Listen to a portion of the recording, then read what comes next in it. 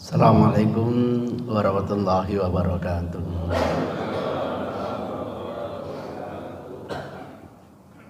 Innal hamdalillah nahmaduhu wa nasta'inuhu wa nastaghfiruh wa na'udzu billahi min syururi anfusina wa min sayyiati a'malina. May yahdihillahu fala mudhillalah wa may yudlil fala hadiyalah.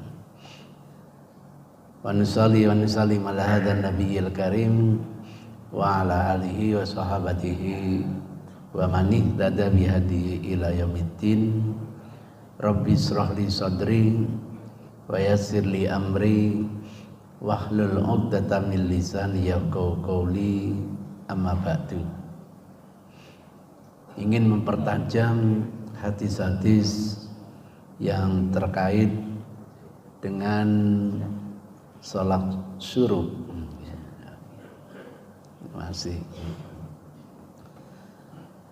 Yang pertama tentang penamaan sholat. Sholat ini ada yang menamakan sholat syuruk, ada yang menamakan sholat isyraq, ada yang menamakan sholat tulu, ada yang menamakan sholat awal duha. Setidaknya ada 4 penamaannya.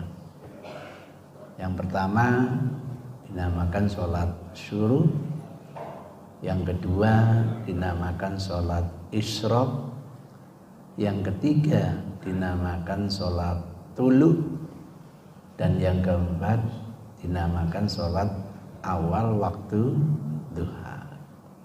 Kenapa terjadi perbedaan seperti ini?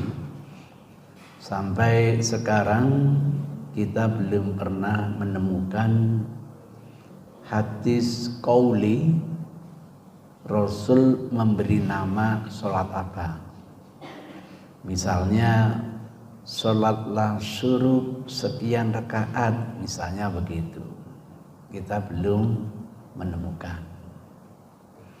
Yang kita temukan, sewaktu syuruk laksanakan sholat 2 rakaat. Nah, sewaktu syuruk itu dinamakan sholat apa? Itu yang menjadi masalah.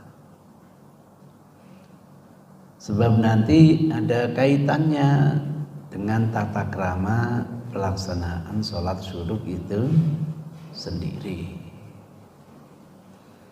Nah, yang kedua fadilahnya, Masya Allah,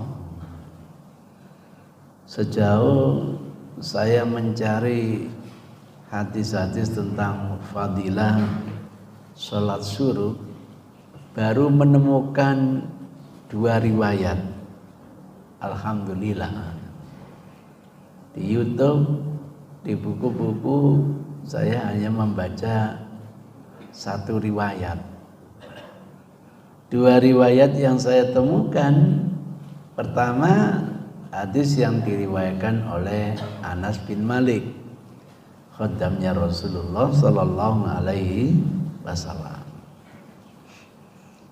Wa Anas qala Rasulullah sallallahu alaihi wasallam. Berarti ini hadis qauli, langsung pernyataan Nabi. Man sholla ghodata, man siapa sholla yang melaksanakan sholat al-ghodata, sholat subuh. Karena nanti di riwayat yang lain dijelaskan namanya sholat subuh. Ini enaknya kalau kita ngambil hadis secara tematik. Fi jama'atin, yang dilaksanakan secara jamaah. Summa, kemudian qa'ada, duduk. Dalam riwayat lain nanti yasbutu, berdiam, beriktikaf. Yadhkurullah, sambil zikir kepada Allah. Nah, pengajian gini pun namanya majelis apa? Zikir. Jadi zikir itu lain dengan wirid. Iktikaf kita pun walaupun tidak ngomong apa-apa masuk kategori zikir. Salat kita pun masuk kategori zikir. Bacaan Quran masuk kategori zikir. Maka majelis itu ada dua, ada majelis zikir, lawannya majelis lahwin. Majelis lahwin itu kumpul-kumpul ngerumpi. Nah, ini namanya majelis lahwin. Tapi kalau majelis dalam rangka kajian, mengingat Allah, itu namanya majelis zikir. Yadhkurullaha hatta sehingga tatlu asyamsu, terbitnya matahari. Sehingga maka dikatakan sholat tulu. Tulu itu artinya terbit. Tola al badru alaina, terbit bulan purnama di hadapan kami. Summa kemudian sholat, melaksanakan sholat rakaataini, 2 rakaat. Kanat lahu, maka bagi orang ini ka'ajri hajjatin wa umratin, seakan-akan itu mendapatkan pahala haji dan pahala apa? Umrah. Dijanjikan oleh Rasul dia mendapatkan pahala senilai dia pergi haji, senilai dia pergi umrah. Qala Rasulullah, Rasul menambahkan penjelasannya tamma.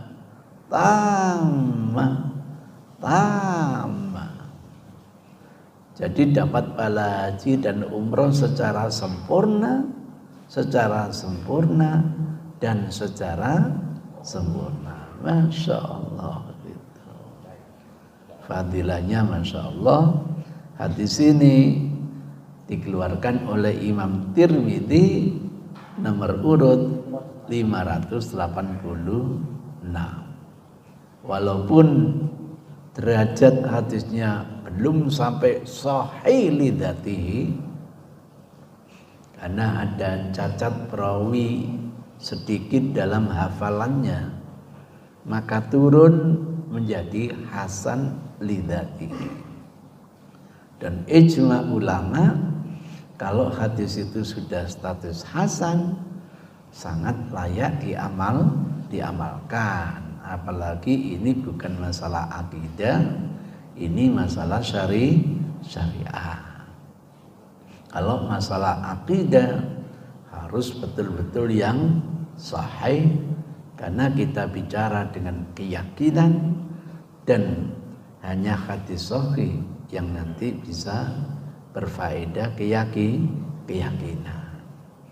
Sementara untuk urusan ta'abbudi, ibadat, itu dengan dzoniyah pun tidak menjadi masalah.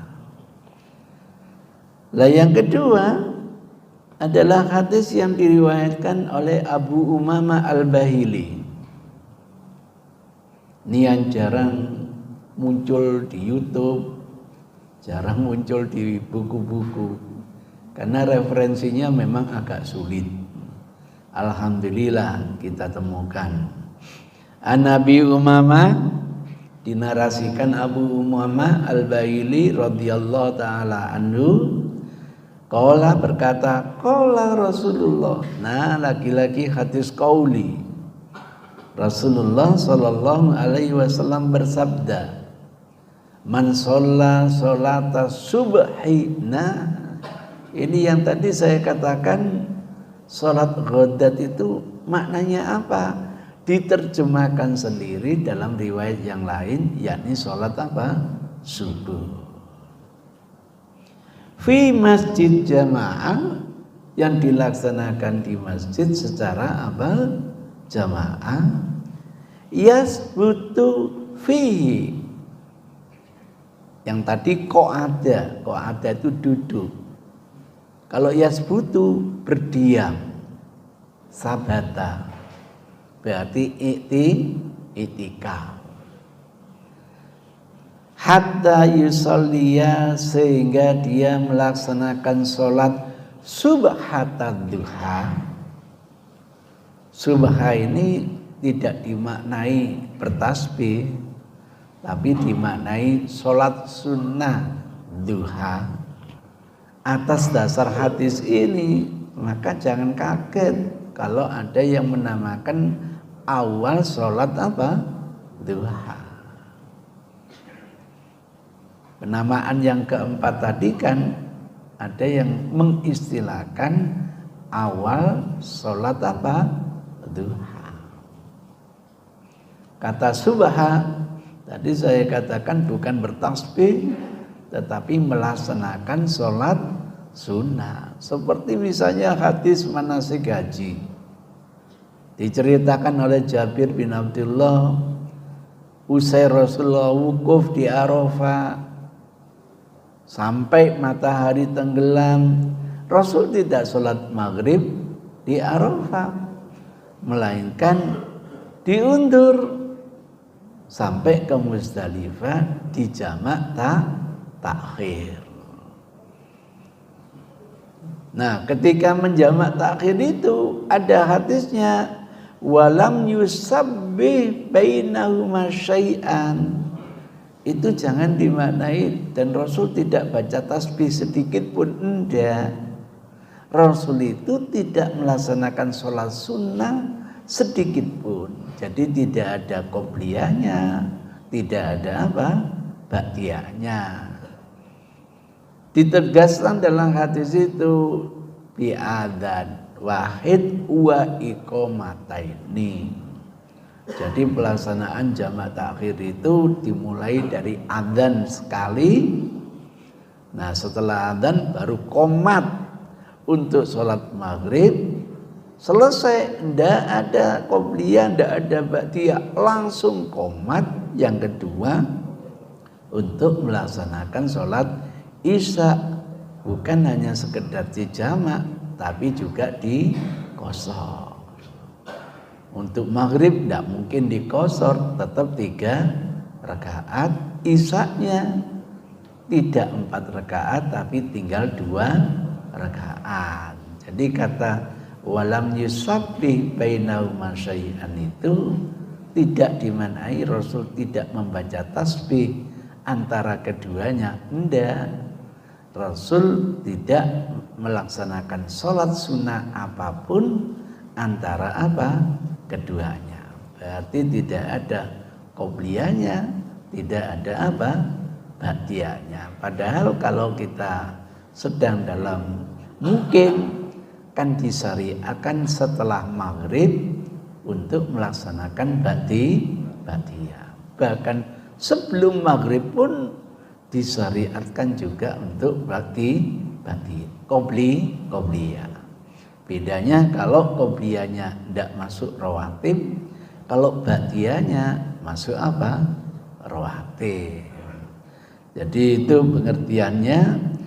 Yusolli subhata duha, Rasul melaksanakan sholat sunnah duha, karena maka ka'ajri hajin, orang seperti itu akan mendapatkan pahala seperti pahala orang yang menunaikan ibadah haji, al-mu'tamirin, atau orang yang sedang mengerjakan umroh taman secara sempurna. Ini namanya riwayat hadis bil makna.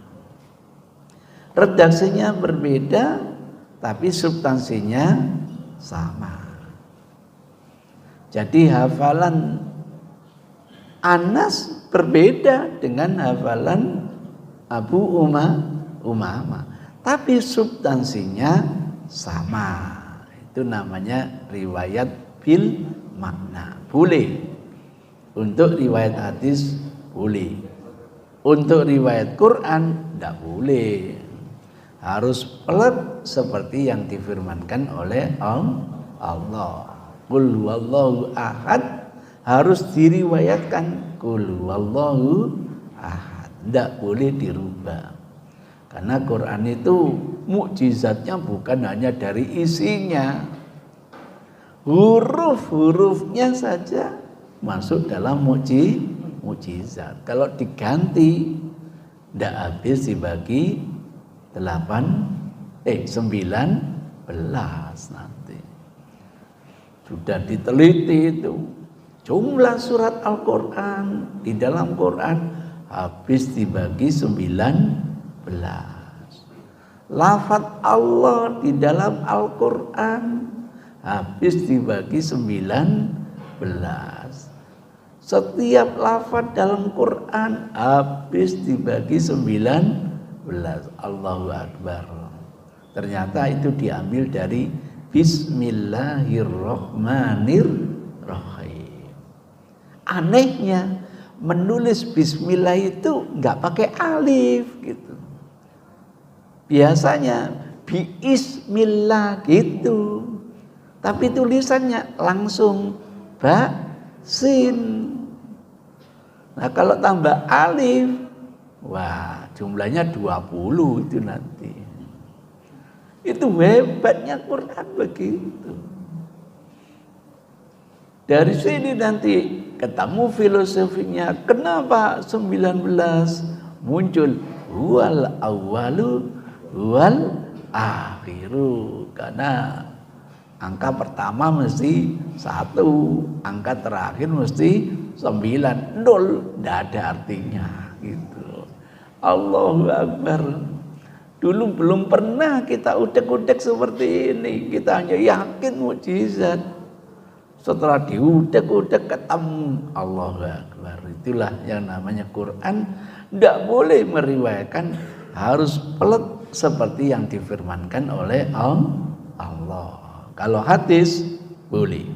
Taman secara sempurna hajjatuhu wa umratu. Dapat pahala haji, dapat pahala umroh. Hadis ini Masya Allah dikeluarkan oleh Tabrani dalam Mu'jam Kabir. Imam Tabrani punya Mu'jam Kabir, ada Mu'jam Shaghir, ada Mu'jam Awsat. Ini berada di Mu'jam Kabir. Nomor urutnya 7663. Selalu saya kasih penomoran begitu. Kenapa? Alhamdulillah buku-buku hadis sekarang sudah diverifikasi, sudah ditahqiq. Salah satu kerjaan tahqiqul hadis memberi penomoran, sehingga enak. Dulu menyebutkannya juz sekian, halaman sekian. Dulu begitu. Sehingga kalau kita mencari harus satu lembar itu. Sekarang enggak. Dengan adanya penomoran, hitungan menit, detik sudah tahu. Masya Allah, keluar hadis yang dimaksud. Sama dengan Quran itu loh. 2 garis miring 5. Oh, surat yang kedua Al-Baqarah ayat ke-5. Enak sekarang. Alhamdulillah, lebih praktis, lebih efisien. Tapi karena mohon maaf, penomoran buku itu masih berbeda-beda. Ini yang perlu penjelasan. Jadi jangan sampai yang saya buka di WA itu, ya Allah, saling menyalahkan. Setelah saya lihat di buku aslinya, ternyata keliru nomornya, kan begitu. Bukan nomor sekian, tetapi nomor sekian. Ini yang sering saya katakan, menilai orang lain dengan kacamatanya sendiri. Mestinya apa? Tanya dulu.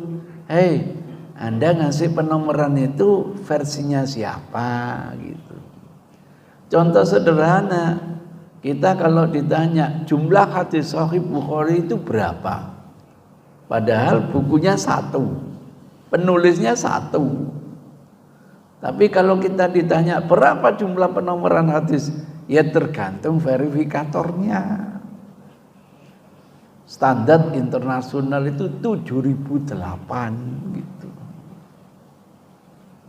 Hampir mirip dengan standar Syekh Muhammad Fuad Abdul Baqi. Ya maklumlah, beliau ini yang memang banyak komunikasi dengan orientalis gitu. Tapi berbeda dengan versi penomorannya Syekh bin Baz yang ada di Fathul Bari. Bedanya itu sampai hampir 800 hadis, Bang. Berbeda nanti verifikasinya Maktab Islami Beirut atau India. Bedanya hampir 400. Gitu ceritanya. Nah, sekarang buku yang Anda gunakan itu penomorannya siapa gitu. Lah yang menulis itu penomorannya siapa? Lain verifikator, lain penomor. Padahal bukunya satu, penyusunnya satu. Kok bisa berbeda-beda? Ya mohon maaf, cara menghitungnya itu macam-macam. Ada yang satu hadis sanadnya itu sampai 3. Ditandai dengan apa? Dibaca tahwilus sanad, perubahan sanad. Kemudian sanad yang kedua perubahan sanad lagi. Ada yang menghitung satu hadis itu hanya satu, ada yang menghitung itu ada 3 hadis. Makanya nanti bisa membengkak gitu. Dan yang lucu itu ada sanadnya 1, matanya sampai 2. Nah ini aneh gitu. Jadi sanadnya 1, mata rantainya perawi 1, matanya 2. Ada yang menghitung 1, ada yang menghitung 2. Karena yang memberi penomoran bukan Imam Bukhari. Imam Bukhari tidak pernah ngasih penomoran. Tolonglah teman-teman, jangan suka menyalahkan orang lain dengan kacamatanya sendiri. Kalau terjadi perbedaan, ayo diskusi gitu loh. Jangan disalahkan di hadapan publik. Nggak bener penomoran, yang bener itu kan menurut Anda. Gitu. Itu akan lebih elegan duduk bersama. Mas, nggak bodoh penomoran bukuku nomor ini. Lah sampean kok kasih nomor gitu. Aku nggak versinya internasional, bro, gitu. Lah kon nggak apa? Oh, versinya Bimbas. Yo, kayak piye nancane beda gitu. Enak kalau begitu nanti. Tuh gambarannya. Alhamdulillah. Nah, hadis ini pun belum statusnya sahih. Hasan, andaikan hadis 2 ini digabung menjadi 1, meningkat derajatnya menjadi sahih li ghairihi.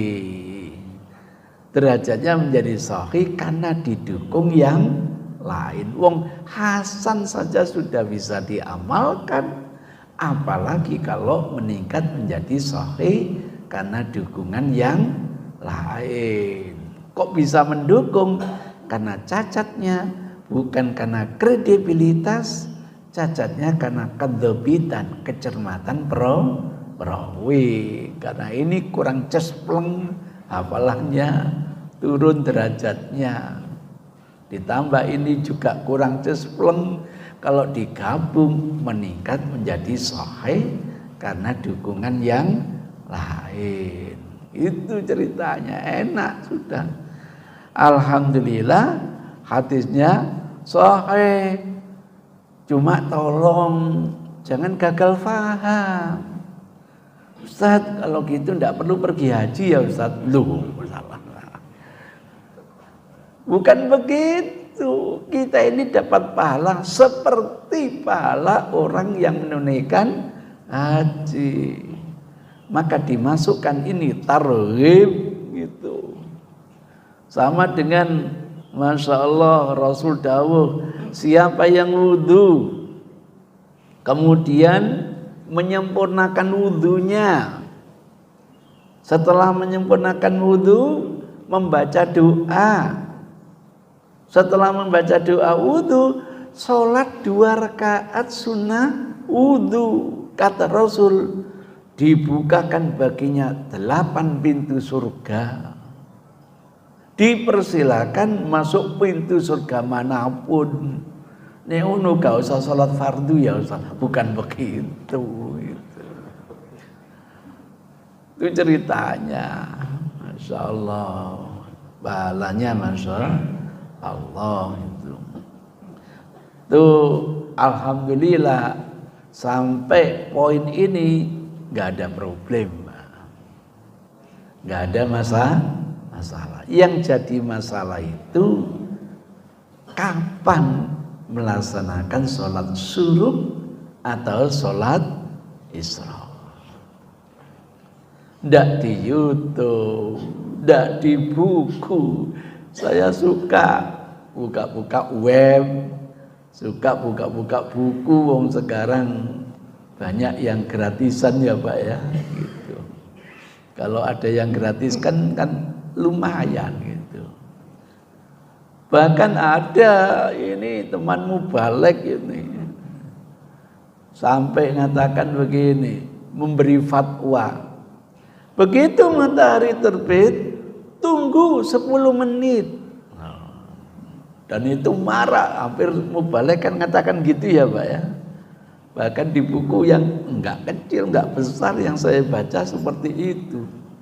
Lah mubalik ini ngotot, Ustaz, hadis itu sudah masyhur. Loh, masyhur itu kan belum tentu sahih. Loh, bukan hanya masyhur Ustaz, sudah sahih. Oh, sebab tidak semua yang masyhur mesti apa? Sahih, supaya dipahami itu. Dan tidak semua yang sahih itu masyhur. Ini kebetulan masyhur dan sahih. Contohnya hadis masyhur tapi tidak sahih. Al-batinjan da'un likulli marad. Waduh, itu masyhur. Terong itu obatnya segala macam penyakit. Masyhur itu. Ada penelitian, penyakit dikasih terong nggak malah sembuh, malah kelenger. Iya, memang terong itu manfaatnya banyak sekali.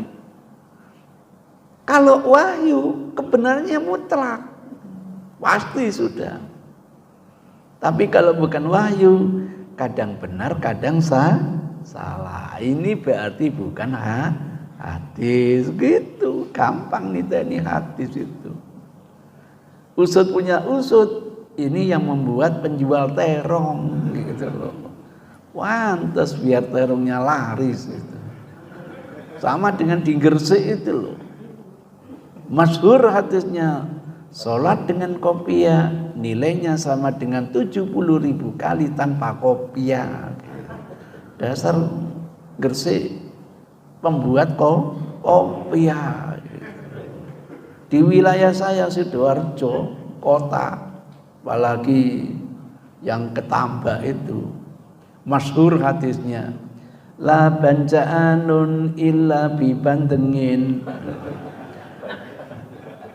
Gak ada bancaan kalau nggak ikut ada ikan apa? Banteng kok. Dasar orang tambahan itu. Jadi itu gampang dititeni. Nah, saya bilang kalau masyhur iya, tapi sahih mohon maaf enggak mungkin. Enggak mungkin saya bilang. Bahkan saya berani mengatakan bohong. Ustaz kok bisa mengatakan bohong? Karena zaman Rasul tidak ada istilah menit. Selesai sudah. Sampai ngotot apa-apa, bohong gitu. Saya baca Ustaz, itu sahih bohong gitu. carikan di mana kira-kira gitu. Wong istilah menit, istilah jam itu setelah umat Islam mendapatkan ilmu namanya ilmu hisab gitu loh. Kapan kira-kira? Kira-kira 400 tahun setelah wafatnya Rasul. Saat kita jaya-jaya dinasti Abbasiyah.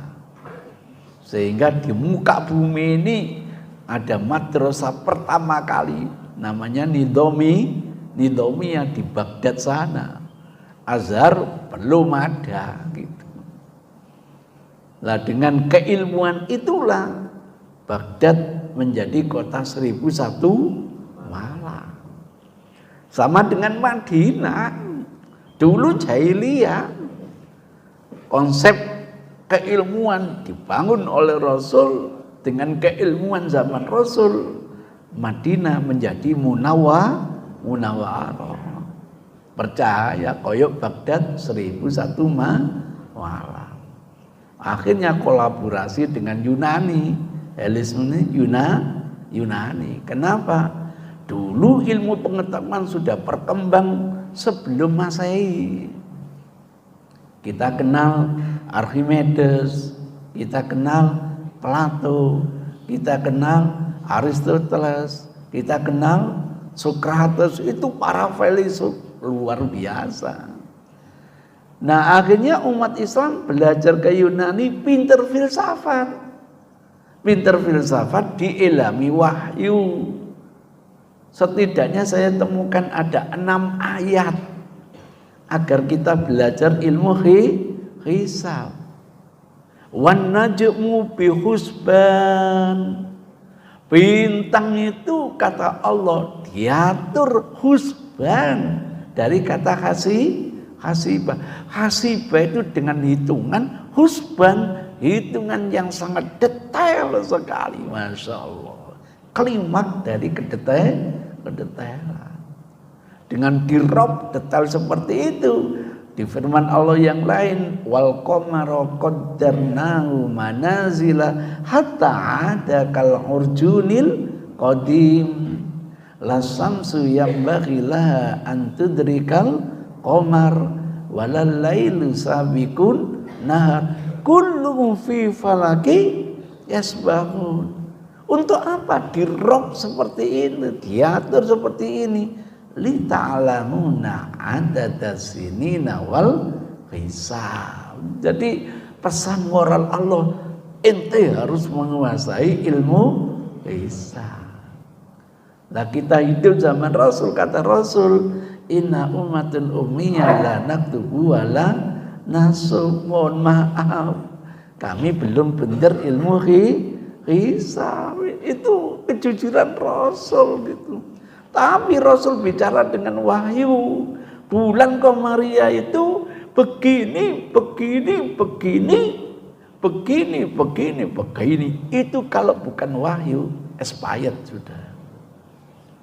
Bulan Qamariyah itu tidak kurang 29 hari, tidak lebih dari 30 hari.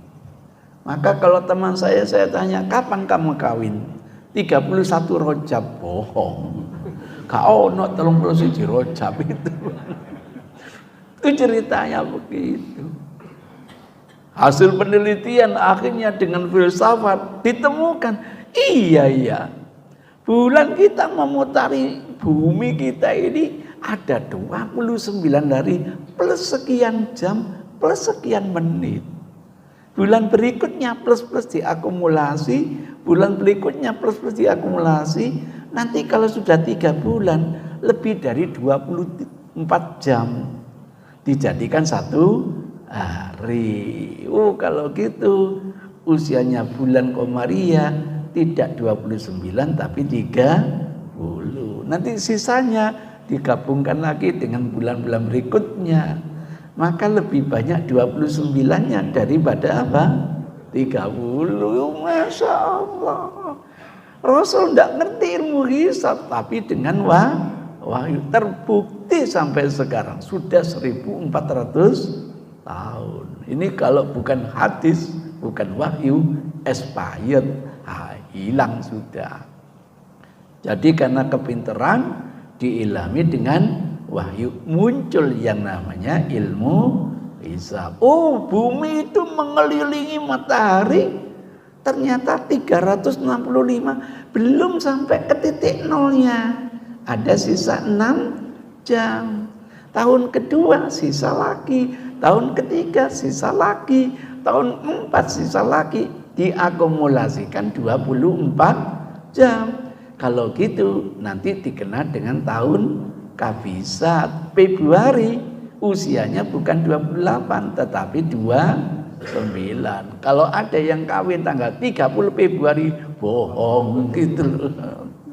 Itu sejak dulu sampai sekarang, bahkan mungkin ila yaumil kiamat baru muncul. Oh, 1 hari terdiri dari sekian jam, 1 jam terdiri dari sekian menit, 1 menit terdiri dari sekian detik, 1 detik terdiri sekian sekon. Ya Allah, itu baru muncul.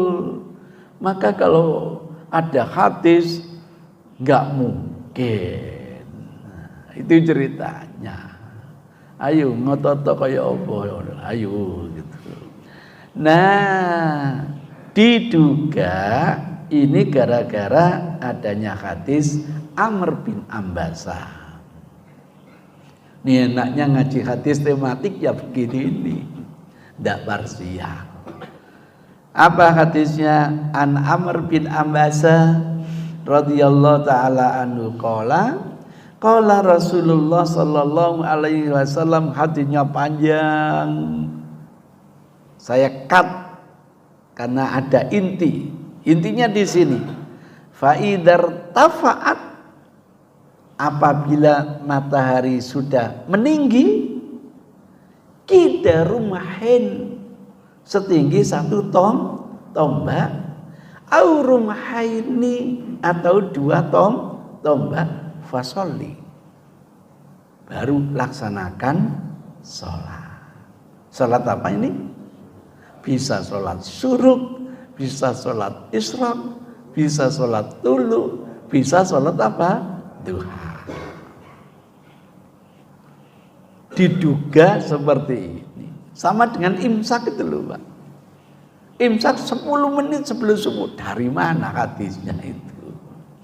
Diduga dari hadisnya Anas, mencermati yang namanya saumnya Rasul, ada durasi dengan adzan subuh kalau orang membaca 50 ayat.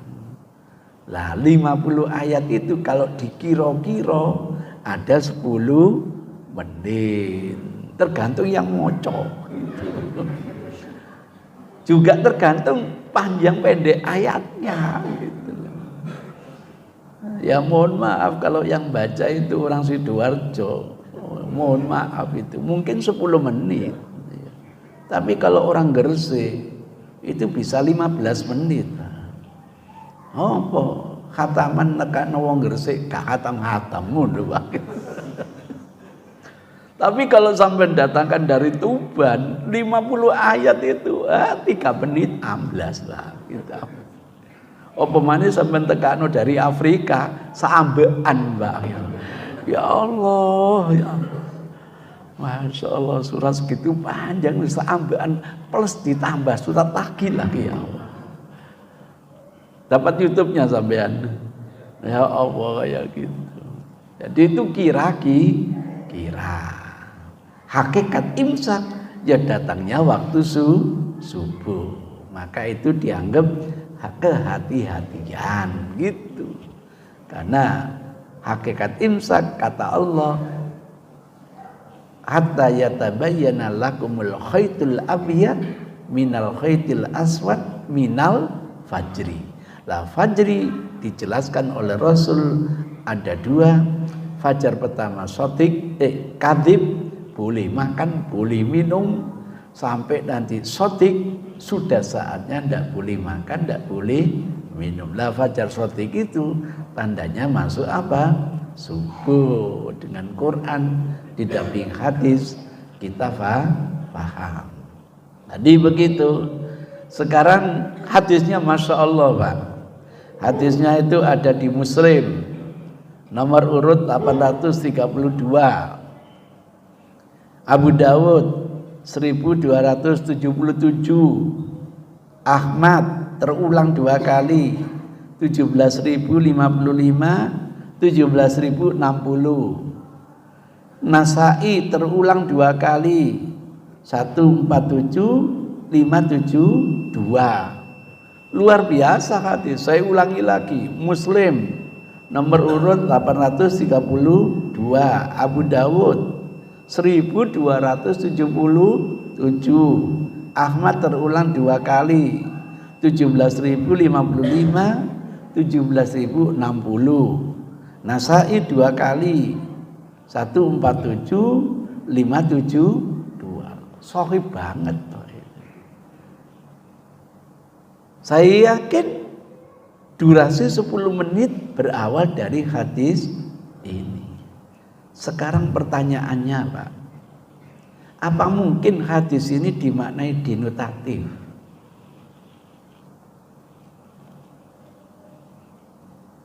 Tidak mungkin, Pak. Tidak mungkinnya apa? Kita tidak tahu blank tinggi tombaknya itu yang dimaksud Rasul berapa meter.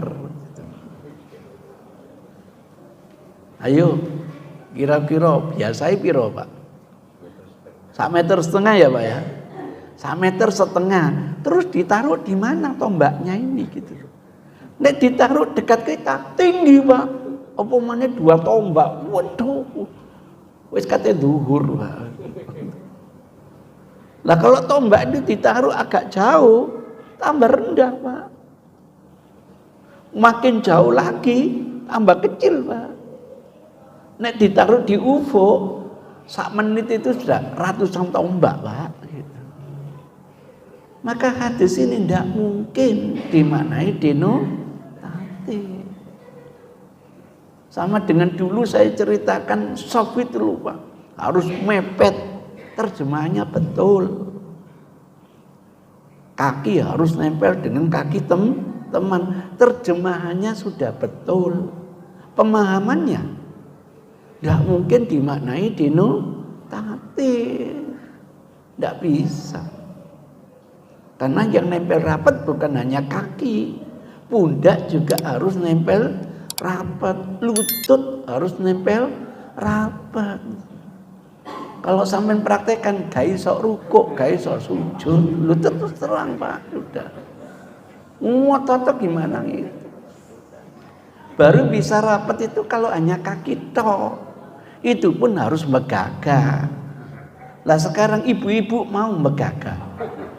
Kan ini bimbingan bukan untuk laki-laki, juga untuk perempuan. Nah, kalau sudah tidak bisa dimaknai denotatif, dimaknai konotatif. Yang penting lurus. Jangan ada fuka, jangan ada longgar. Nanti kalau ada longgar ditempati setan. Lah besarnya setan berapa ya Rasul? Rasul jelas katakan anak kambing yang baru bisa berjalan. Loh, nah anak kambing bisa sampai 30 senti. Makanya antara satu dengan yang lain jangan lebih 30 senti. Bahasa saya mestinya cukup untuk 1 orang. Kok enggak ditempati? Maka nanti ditempati setan. Nah bapak ini di depannya kosong, gak belum maju. Ya saya memanggil setan maju. Ya marah loh tuh. Aku dipanggil setan. Mestinya saya setannya kalau saya ndak maju begitu. Kok temannya dipanggil setan gitu. Maka kalau misalnya orangnya kurus seperti saya, sudahlah jangan sampai 30 cm, 5 cm, 10 cm lah cukup sih. Tapi yang gemuk, ada yang sini gemuk. Wah, ini gemuk itu. Itu jangan sampai 5 cm. Wah, sampai tasawuf awal kebelakan sampai yang golek boleh 15 cm gitu, menyesuaikan kebutuhan. Toh ini bukan masalah salah dan benar, ini hanya masalah sempurna atau kurang sempurna. Kok dicoret salah? Fatwanya siapa? Gitu. Andai kan acak-acakan tetap sah, tapi kurang sempurna. Nah, dicoret itu namanya salah. Salah itu bukan sempurna lagi, batal gitu loh. Maka fatwa itu melebihi fatwanya Rasulullah. Alhamdulillah, yang gambar itu sudah saya ingatkan. Akhirnya beliau bertobat. Wujud tobatnya apa Ustaz? Copot ono maneh gambar gitu. Karena dia selalu naruh di gambar soft itu di masjid. Itu ceritanya. Kasihan. Nanti didesek pinggir lagi, desek pinggir lagi, desek pindah tempat gitu. Yang satu desek minggir diinci sikile. Nek gak diinci melayu maneh gitu. Loro sakit Ustaz. Terus gantian sikile dia tak inci. Sholat sambil inci-incian. Jadi hadisnya sahih, pemahamannya yang perlu diskusi. Maka kalau dimaknai konotatif, yakin enggak matahari sudah di atas ufuk? Yakin enggak waktu terlarang sudah habis? Di warning kita, jangan sampai melaksanakan sholat ketika matahari proses terbit. Kenapa? Kata Rasul, ini bersamaan tanduk setan. Ilah yang kedua, selisilah peribadatan orang kafir. Di Jepang itu ada agama namanya agama Shinto. Ibadatnya itu pas matahari terbit. Maka simbolnya kan matahari terbit. Selisilah mereka.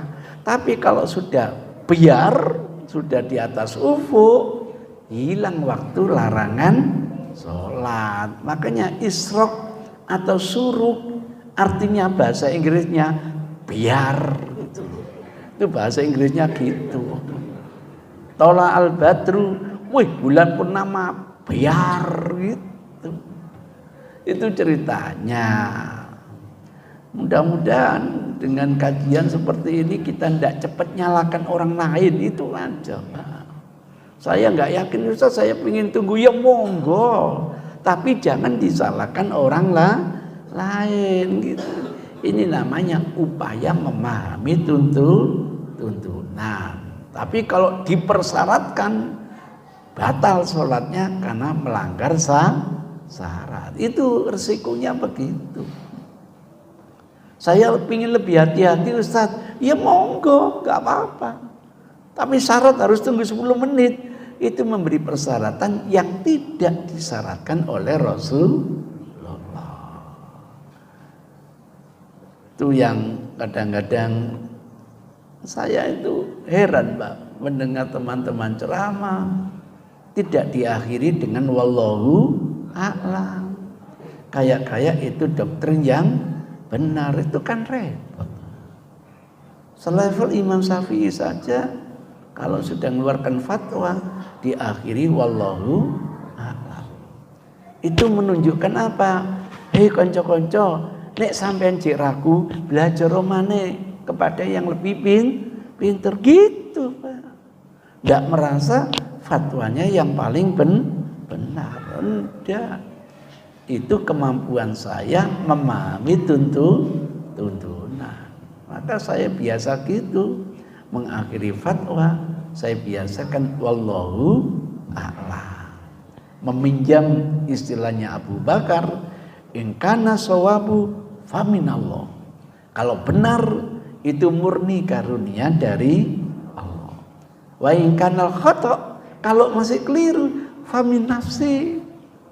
Itu karena keterbatasan saya. Fanastaghfirullah. Maka kami harus mohon ampun kepada Allah. Enak. Tidak ada kesan itu yang paling benar. Nah, itu namanya fikih bahasa kiro. Ada komentar mungkin? Ada pertanyaan mungkin? Monggo silakan. Patokannya kalau nggak pakai ini gimana? Bagaimana? Patokan untuk sholat suruh ini kan biasanya kita 15. Iya. Gimana kalau nggak? Nah, karena kita hidup zaman Rasul melihat, Kan harus turun. alhamdulillah dengan ditemukan ilmu hisab sudah ada, Pak. Sudah masuk dalam apa jadwal aplikasi, Pak ya. Sampai bisa nyeting, suruh kira-kira 5 menit tak beli ngomongin delulit. Oh, Masya Allah, 5 menit suruh tak siap-siap. Bisa, Pak, disetting sendiri. Jadwal waktu duhur jam sekian, tapi beli tak gawe 10 menit sebelum duhur untuk persiapan. Tak beli jenenge apa? Tadit. Enggak apa-apa. Lah dulu masyarakat Indonesia ditandai ambek jidor gitu loh. Begitu ada jidor, dar. Konco-konco, manjing, ayo laut, ngono lho, Pak. Jadi jidor itu bukan panggilan sholat, Pak, gitu loh. Itu kultur. Insya Allah tidak bertentangan dengan tuntunan. Panggilannya apa? Adzan, gitu loh, Pak. Ya sama dengan gini, tadi, Allahu Akbar, oh Allah, gitu.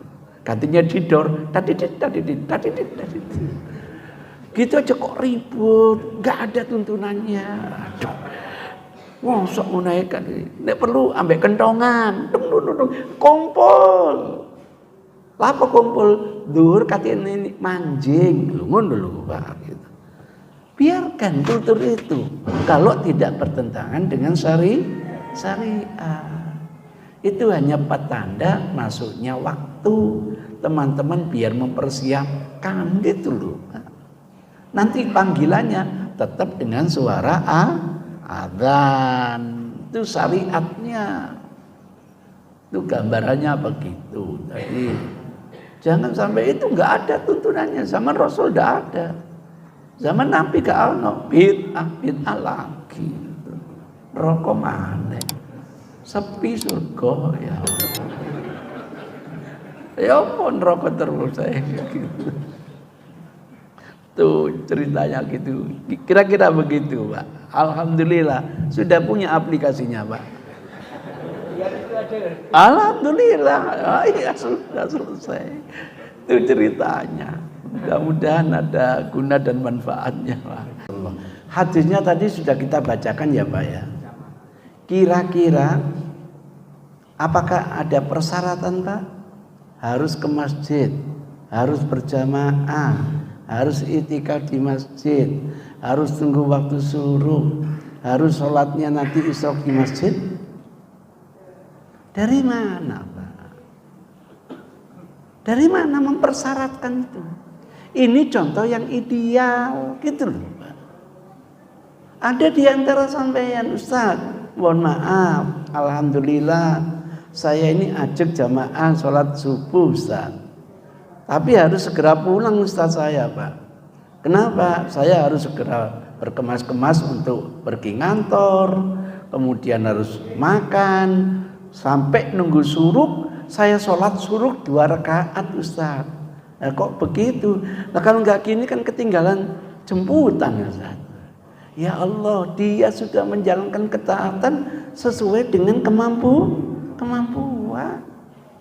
Apalagi ada seorang ibu, mohon maaf Ustaz, saya tidak bisa sholat jamaah di masjid. Kenapa, Bu? Tidak punya mahram, Ustaz. Bener, Bu. Nanti kalau nggak punya mahram, memaksakan ke masjid, belum sampai masjid, itu dimakan serigala sampai ada. Apalagi Rasul dawuh sebaik-baik sholat di rumah, Ustaz. Saya sholat subuh di rumah, Ustaz. Iktikaf di rumah, Ustaz. Sambil menunggu suruh. Setelah suruh saya sholat 2 rakaat. Kira-kira boleh apa tidak, Pak? Wah, sungguh kalau saya jadi Nabi, saya kasih jempol 2. Dia sudah menjalani ketaatan sesuai dengan kemampuan. Pesan Allah kan begitu. Apa yang didatangkan Rasul, ambil sebatas kemampuan. Gara-gara ditulisan itu syaratnya begini, syaratnya begini. Tidak sah, Pak, kalau syaratnya tidak penuhi. Dari mana mempersyaratkan seperti itu? Kecuali kalau ada hadis, tidak ada pahala seperti itu dengan syarat kalau Anda tidak sholat jamaah di masjid. Selesai gitu loh. Ini petunjuk Rasul yang uswatun hasanah. Mampu mengambil seluruhnya, monggo. Mampu sebagian, monggo. Ambillah sebatas kemampuan. Maka saya tidak berani mempersyaratkan harus di masjid, harus berjamaah, harus itu. Enggak. Yang mampu, monggo. Yang tidak mampu, kerjakan sebatas kemampuan. Nanti pahalanya kayak nggak usah tanya pahala. Insya Allah ketaatan dibalas baik oleh Allah. Kira-kira begitu. Terima kasih. Billahi hidayah wa taufik. Wassalamualaikum warahmatullahi wabarakatuh.